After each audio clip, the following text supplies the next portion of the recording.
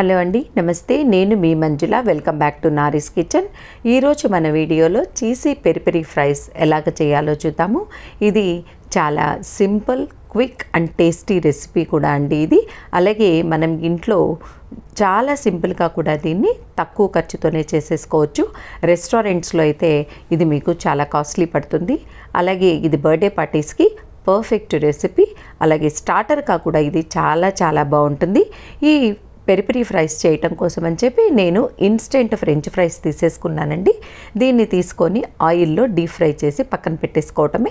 కావాలంటే మనం ఇంట్లో కూడా ఆలుగడ్డలు తీసుకొని పొట్టు తీసేసుకునేసి దాన్ని సన్నగా పొడవుగా ఈ విధంగా కట్ చేసుకునేసి కొద్దిగా వాటర్లో సాల్ట్ వేసేసుకునేసి అందులో 2 మినిట్స్ ఉంచి ఆ తర్వాత ఫ్రైస్ని తీసేసి గుడ్డ మీద వేసి తుడిచేసుకొని ఈ విధంగా చేసేసుకుంటే ఫ్రైస్ ఇంట్లో రెడీ అయిపోతాయి. ఇదిగోండి, నేను ఇన్స్టెంట్ ఫ్రెంచ్ ఫ్రైస్ చేశాను కదా, ఈ విధంగా రెడీ అయిపోయింది. తర్వాత సాస్ చేయటం కోసమని పిజ్జా సాస్ తీసుకున్నాను, అది 1 టేబుల్ స్పూను. అలాగే veg mayonnaise 1 tablespoon. Salsa sauce అని దొరుకుతుంది మీకు మార్కెట్లో, ఇది 2 టేబుల్ స్పూన్లు. Peri peri masala 1 tablespoon. అలాగే ఓరిగానో 1 టీ స్పూను. చీజ్ తీసుకునేసి ఏ కంపెనీదైనా అవ్వచ్చు మీకు, దాన్ని ఈ విధంగా గ్రేట్ చేసేసుకోవాలి. తర్వాత కొత్తిమీరను కూడా సన్నగా తరిగేసుకునేసి మొత్తం బాగా మిక్స్ అయ్యేట్లుగా ఈ విధంగా కలిపేసుకుంటే మనకు సాస్ అనేది రెడీ అయిపోతుంది. నేను వేసినటువంటి ఈ సాస్లన్నీ కూడా ఈజీగానే మీకు మార్కెట్లో చిన్న చిన్న గ్రాసరీ స్టోర్స్లో కూడా అవైలబుల్లో ఉంటుంది.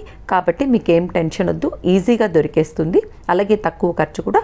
ఈ మసాలా మిక్స్ని ఏం చేస్తామంటే వేరొక బౌల్ తీసుకొని 2 టేబుల్ స్పూన్ల వరకు తీసుకొని అందులో వేసేసుకొని ఆల్రెడీ మనం ఫ్రై చేసుకున్నటువంటి ఫ్రెంచ్ ఫ్రైస్ ఉంది కదా, అందులో మనకు కావాల్సినంత క్వాంటిటీలో నేను 2 టేబుల్ స్పూన్లకు సరిపడేటువంటి ఫ్రైస్ తీసేసుకొని ఇందులో వేసేసుకొని స్పూన్తో ఫ్రైస్కు మొత్తం కోట్ అయ్యేట్లుగా ఈ విధంగా మనము కోట్ చేయాలన్నమాట.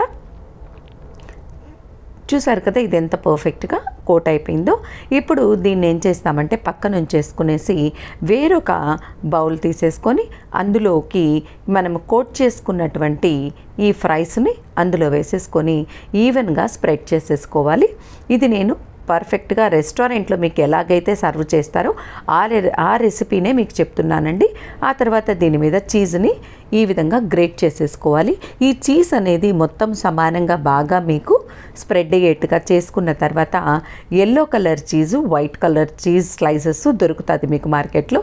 అవి తీసేసుకునేసి ఈ విధంగా సన్నగా కట్ చేసుకునేసి మనం ఈ విధంగా డెకరేట్ చేసుకొని దానిపైన తరిగిన కొత్తిమీర చల్లేసుకోవాలి.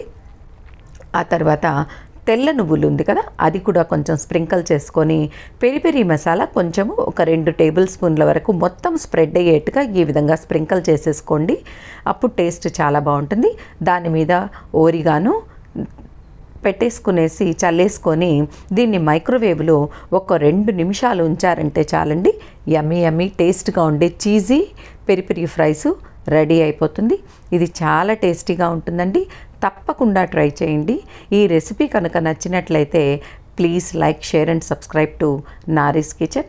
అలాగే తప్పకుండా మీ ఫ్రెండ్స్ కూడా షేర్ చేయండి. మీరు కూడా ఇంట్లో ట్రై చేసి మీకు ఎలాగ వచ్చిందో నాకు డిస్క్రిప్షన్ బాక్స్లో కామెంట్ సెక్షన్లో తెలియచేయండి. ప్లీజ్ అండి, తప్పకుండా like, share and subscribe to Nari's kitchen. Thanks for watching.